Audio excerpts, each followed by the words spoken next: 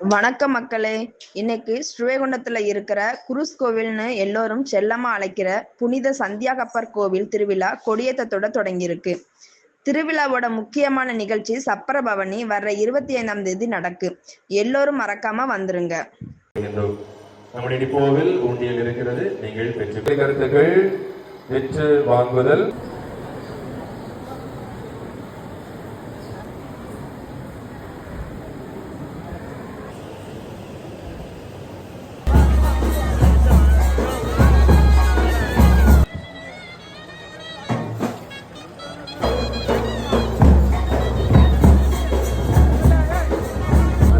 வாழ்த்தை வரவேற்பது மகிழ்ச்சி அடைகின்றோம்.